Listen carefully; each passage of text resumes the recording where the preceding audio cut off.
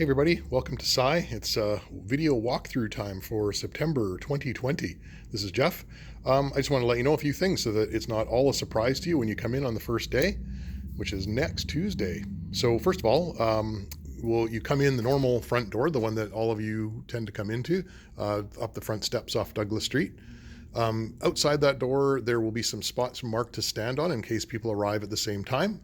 But that tends to take care of itself, and especially on that first day with just half of the school coming in each half of the day, shouldn't be a problem.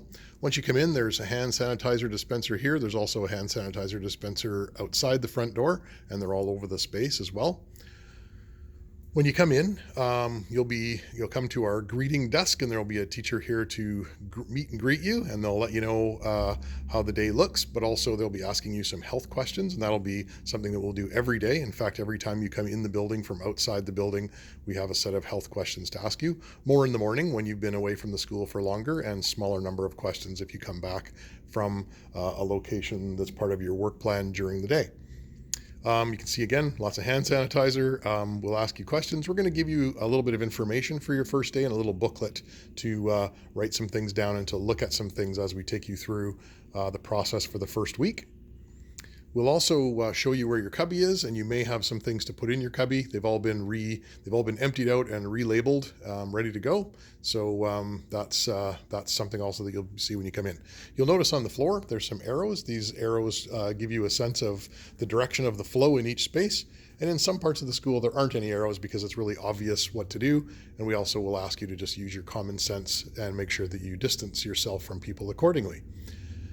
To show you some things that have changed a bit in this area, you can see the collaborative space pretty much the same, except it's reorganized a little, but still wide open. More people in here than in some other spaces. You can talk to each other still, and we've either got some places that are one seat where you have lots of distance from the next person, or we've got some spaces where there's two seats and we've got a piece of plexiglass between you so that you can see each other and hear each other, but you're not spreading droplets on each other, which is the whole thing that we're trying to avoid by distancing or barriers.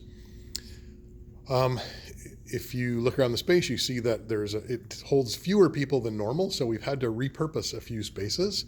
And I'm going to go opposite the arrow for a minute, don't tell anyone. This is what was our large conference room, and you can see now that we've converted that into something similar to what you see in the collaborative space. So again, either distanced or barriered seating areas. Let's walk down the hall here a little bit. You will notice that in our small conference room and a couple of other spots, we've changed it into an area where you can meet with a teacher, or where a teacher might be doing a Zoom session where they need to be in a room on their own so that everybody doesn't hear them and other things aren't in their background noise, so that they may use this room for that. They may also be in this room to meet with a learner, and they'll be used on the other side of this cashier's barrier, so that again people can talk to each other face to face. They can share materials through the little hole there at the bottom, and they can also they can talk to each other but be protected by the acrylic. We'll have a couple of spaces like that. This is the old tech room, and this is where that will be happening also.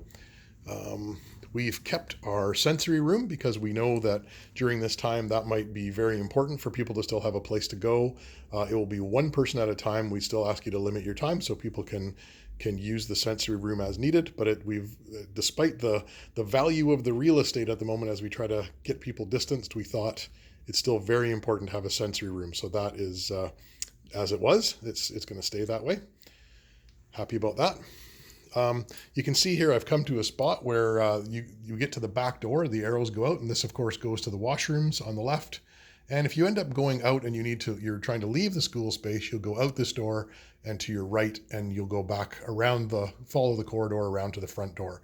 So this is one of the two exit doors, as I mentioned before, because the front door is just an indoor. The Nook we've organized for seating as well, so it's no longer a place where people kind of come to take a break from working. This will be a place where another workspace now, and again we've got barriers or distanced seating. I'll just take you out here for a minute. We have a new space that returning learners will find interesting. This is our new quiet space. So this area is an actually quiet space where we've got, again, you can see barriers and socially distanced or physically distanced seating for about 10 people. So that's going to help us add to our space quite significantly. Very nice little additional area. And then and you can see some bare walls. So we're going to need some ideas for decoration to spruce the place up a little bit. That'll be nice. Again, don't tell anybody I'm going the wrong way here in the arrows. Luckily, it's just me in here right now. I will go really the wrong way and take you into the lab. Okay, kitchen. What do you notice? Nothing here. I know, it's sad. We're not allowed to cook. We're not allowed to use shared cutlery or dishes or cups or anything like that. So I'm afraid the cupboards are bare. You're welcome to bring your own reusable cups, but we ask you to pack it in and pack it out. You can't leave anything in here. You can't leave dishes in the sink. You can't wash dishes, and anything that's left will be donated. We'll just take it out. We have to take it out of the space every day. We're not allowed to have that in the school. The lab is the lab. It is the way it's always been. A little bit cleaner right now because we got a chance to clean up over the summer. We have our new cupboards here, so things are put away a little bit tidier than they were in the past. We also have quite a bit more equipment for chemistry, biology, and physics, so you'll notice that, and that'll be nice. Okay, now I feel better. I'm able to follow the arrows again down our long hallway and into our former quiet space. We'll just call this the library now, I guess. And you can see we've got a spot here for 2 people, and you might notice, wait a minute, those people aren't socially distanced, and there's no barrier between them. There's just the barrier to people coming in the doorway from the hall. So this is an area where people who have identified that they're in the same social bubble can sit together face to face because they're already in a bubble together. So we've got a couple of seats like that in this area, and you can see a few of them over here where we've got people sitting at tables face to face without a barrier. We've also got some seating in this area for people who will be separated by a barrier, so that again, it's not just going to be the socially bubbled people in here. It's going to be a mixture of people. Some of our study carrels as well. We've moved our tech space in here into this area, so it's open and more accessible to more people. This was something we were going to do anyway, even before we knew there was pandemic reorganization that had to happen. Our electronics cabinet is here too, so people who are using Arduinos and Raspberry Pis and all of that, it will be here. And our 3D printer is here. Our camera stuff is right over here. And so all of that sort of techie stuff is available in this area. Let's go into the music room for a minute. Music room is going to be sort of a dual purpose room. We've got some seating for people, again, some socially distanced and some bubble seating for people. And we've also got the music room. So we've left it as a music room. All of the instruments are still accessible, and people will be able to use the room in a variety of ways. It'll just be a little bit more a room that we have to book intentionally, not so much a drop-in kind of situation, but we still feel that everyone will be able to do all the things they've done in the past with music. Back into this space again. Our loom is still there, all of our weaving stuff.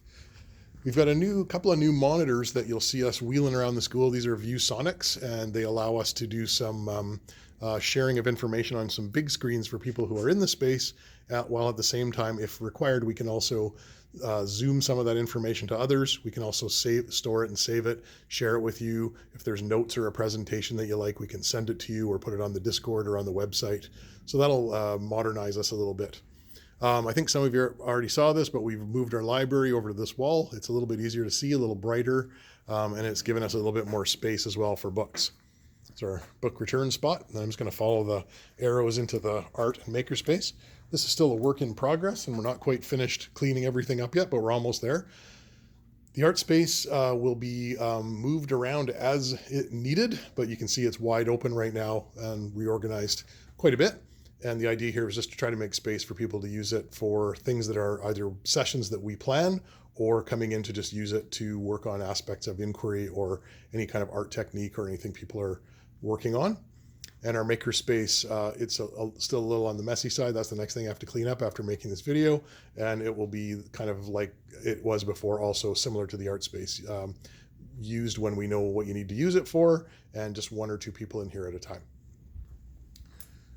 This is the kitchen, and again, we won't be using it as a kitchen. We will be using it as a meeting space. We can still talk about foods things, and we may share some recipes and some technique ideas with you, but the cooking will, for now, have to happen off-site. But we can still talk about food. It's a good topic. We will still talk about it. And another spot for people to sit either in a distanced way or in a social bubble way. Let's walk down the hall here. I won't open this door for you right now, but in this little room at the end of the hall, that's always been a mystery. We have quite a bit of darkroom equipment has been donated to us. So in this room, some of you may be very interested in getting to learn how to do some good old-fashioned analog chemical photography. We've got everything we need and a bunch of cameras and lenses and tripods and things as well. So that's an addition. And out here, the washrooms as usual. And this would be the door that I would go out now. Either that one or that one, and I will walk around this way all the way back out to the front door and exit. So that's it. If there's anything else that you think you need to know, we'll talk to you on the first day when you come back in. But I hope that walkthrough helped you a little bit, and I hope it gives you a bit of comfort and shows you there's lots of space. We've done a really good job of distancing and barriering people. We're really looking forward to seeing everybody back. Thanks very much.